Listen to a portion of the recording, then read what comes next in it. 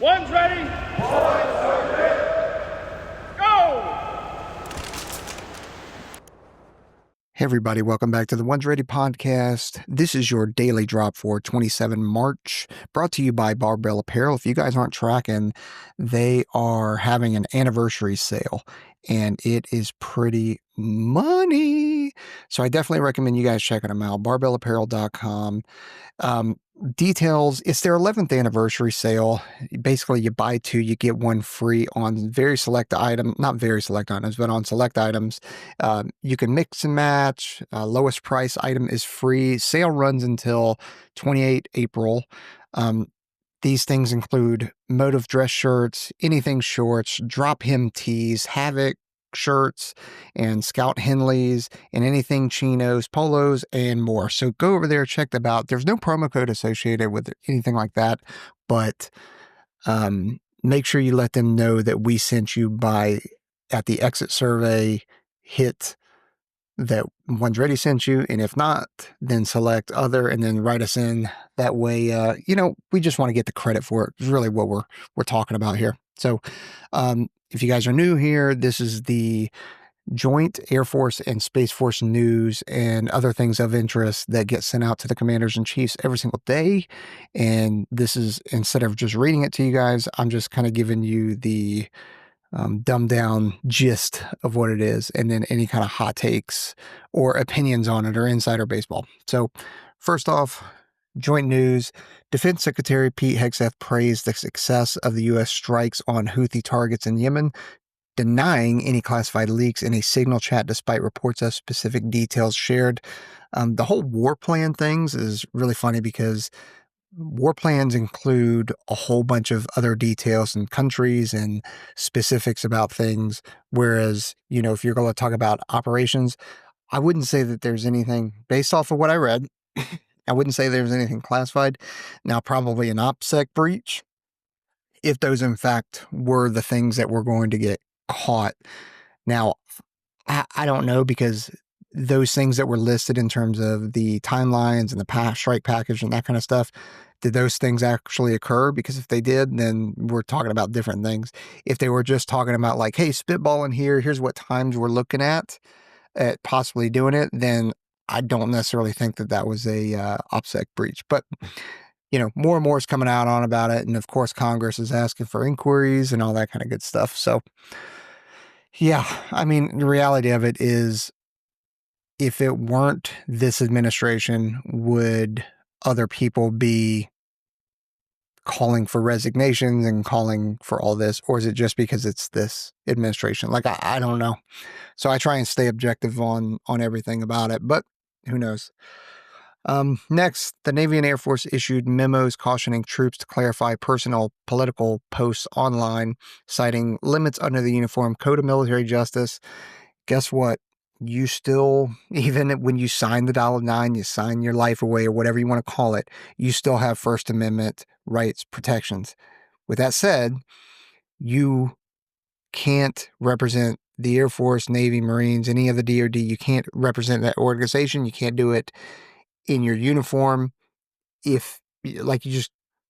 When you do that kind of stuff, or you speak for the DoD or speak for the military, that is when you can get yourself into trouble. If you were just to say some stuff online, you're not affiliated or showcasing that you're in the military or anything like that, then you're actually good to go. You don't need to worry about any of that. So the DoD likes to scare people into thinking certain things to keep them in line, whereas you actually have more rights than you think. You in fact have the exact same rights as everybody else. It's just how you present yourself and what you say and that kind of stuff. And you can the accountability that you could be held to is probably more stringent than working at Walmart or Starbucks or something like that. So next, Hegseth's memo pushing rapid software procurement methods has experts anticipating major shifts in Defense Department practices. Good. We need more rapid acquisition of not just software, but also equipment and stuff like that. It takes way too long for the software. By the time you actually get the software that you need, it is either dumbed down and a piece of garbage, or half of what you need it to be, or the system and the servers crash, ask any military person who deals with DEERS, DEERS, and it's a terrible system that is always failing and always down. And I can't imagine how much money that we paid for it. But instead of getting a good company like, Amazon, Facebook, or Apple or somebody like that to build it, that it doesn't fail, and using AWS servers, we're stuck with DEERS, among the programs. Next one, the U.S. bolstered its Indian Ocean presence with B-2 bombers and support aircraft at Diego Garcia, signaling Iran amid Houthi attacks on Red Sea shipping. Yeah, dude, you guys are on notice. Now we got B-2s over there. Like, respect the game, because you don't want to mess with them. Anyway, military academies, including the Air Force Academy, cut a few courses to align with Trump's DEI purge, with minor changes planned for over half their curricula. Superintendent Lieutenant General Tony Bauerfein stressed teaching critical thinking over ideology. Yeah, one, I'm surprised you're still there, but two is that should have been it the entire time, instead of this woke crap that you guys were espousing. You, Jim's life, like, I know you followed right behind Jim's life, and he was touting that bullshit. His senior enlisted leader was touting that bullshit, and you were too, until it became uncool, and now you're on this side of it. So I take anything you say with a grain of salt, but the military academy should be about merit and ideology that is positive and critical thinking, or I'm sorry, not ideology. Sorry, I'm looking around because people are passing in cars. Not ideology. You need to be talking about merit and critical thinking and that kind of stuff. I emphasize, not ideology. All right, Air Force news. U.S. Transportation Command's General Randall Reed urged planning for C-17 and C-5 replacements, citing their age. Air Mobility Command's General John Lemontagne suggests a stealth-capable and multi-mission next-gen airlifter. Hell yeah, dude. Can you guys imagine? Well, all right, let's talk about it. C-5s, super old, break all the time. Like, I swear, almost every time they land, they break something because of how big they are and how old they are.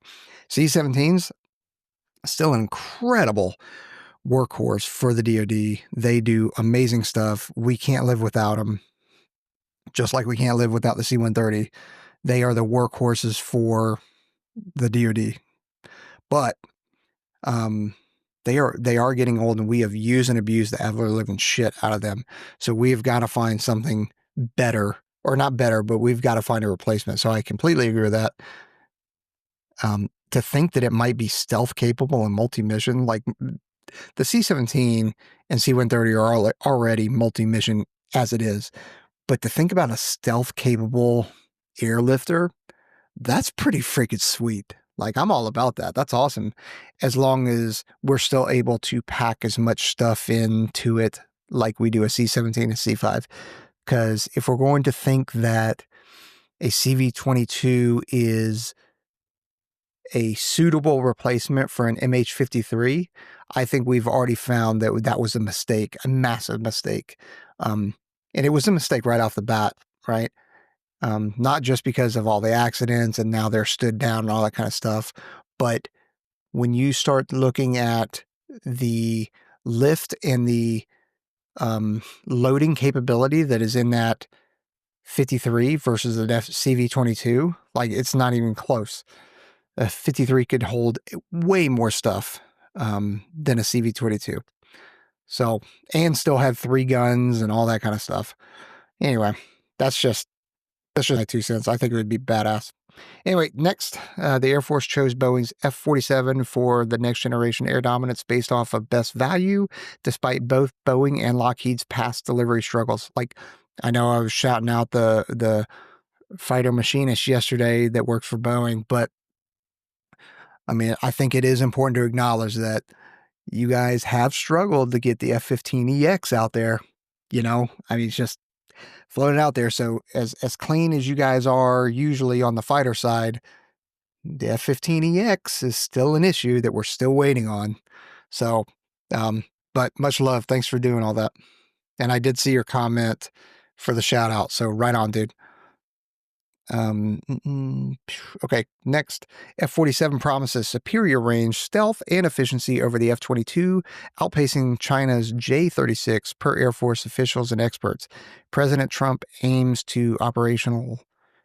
for operational jets by his term's end, showcasing U.S. technology edge.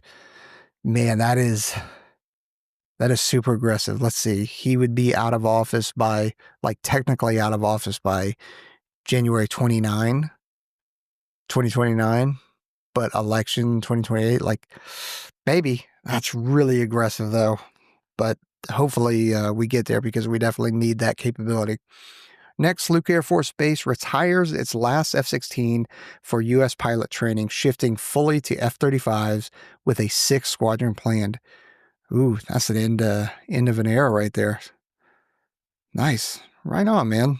Well, I hope that was a good finny for whoever flew that F-16 for the last time. Next, the Maryland Air National Guard began retiring A-10s, a move criticized by retired Lieutenant General Steve Bloom as short-sighted. The 175th Wing will pivot to a cyber mission despite local objections. That means local politics and politicians getting involved. They're probably upset by the cyber stuff because I bet that's a decrease in jobs that they're probably really concerned about.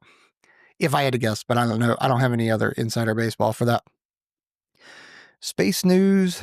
Space Force will release a space warfighter framework to standardize terms like orbital and cyber warfare, said General Chance Saltzman.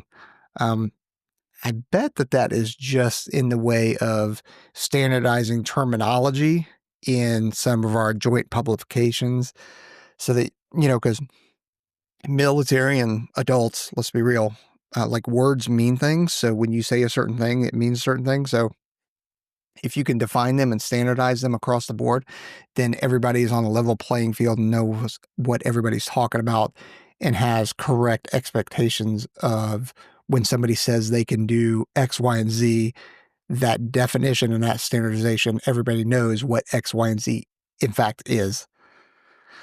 Next, General Chance Saltzman voiced budget cut worries amid a critical space superiority race with China despite a flexible continuing resolution.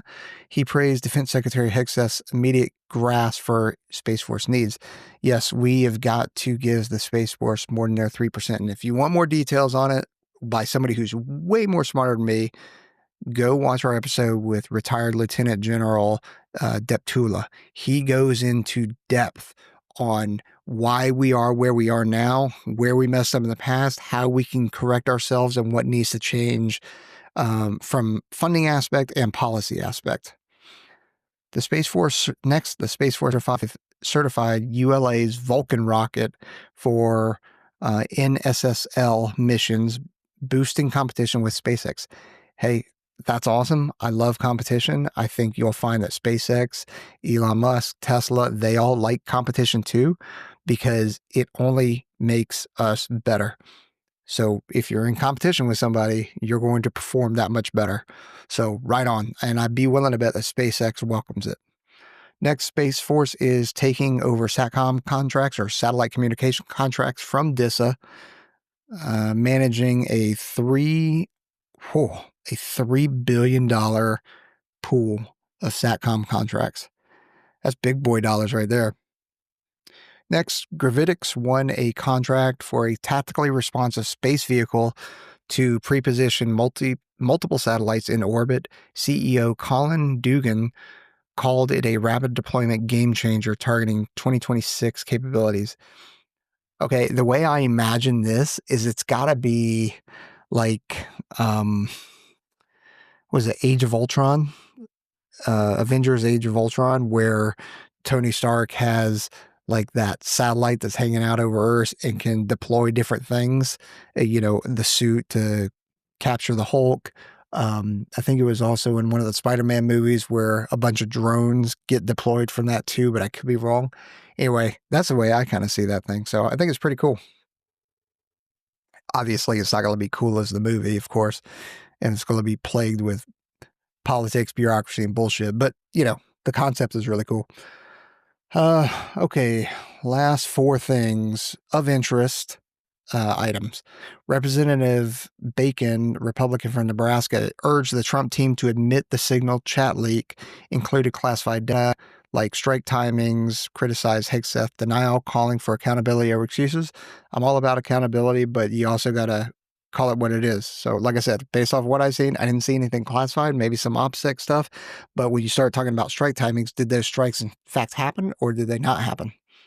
Because if they didn't happen, then what are we talking about here? It's just a proposed plan, So again, though, I haven't been deep into that to research, and even then, I probably wouldn't be able to figure it the hell out anyway because I'm an idiot. But next, GOP Senators Roger Wicker and Lisa Murkowski joined Democrats in demanding probes into the Signal chat leak. They stressed bipartisan outrage over security lapse.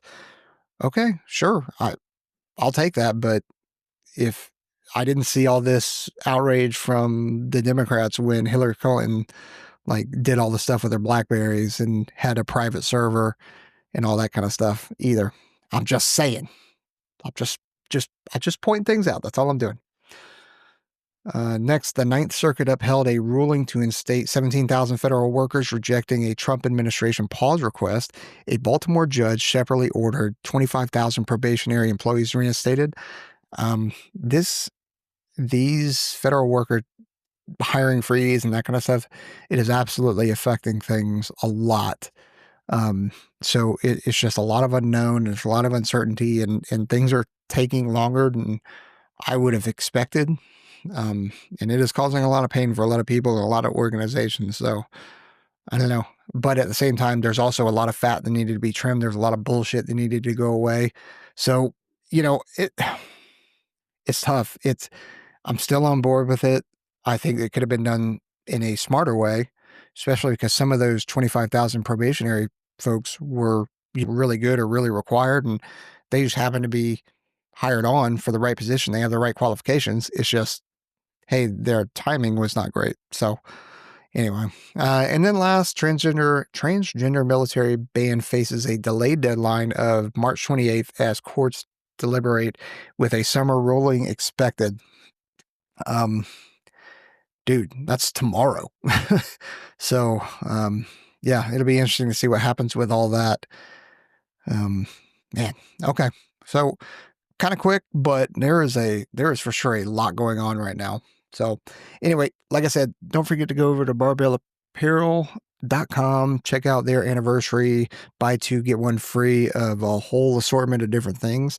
And then, of course, comment, because I actually do read them. You guys know I do, at least at this point, because really, let's be real, I'm not getting enough comments to where I can't pay attention to them, but I don't always respond or don't always have the chance to respond to them. So, all right, we're out here.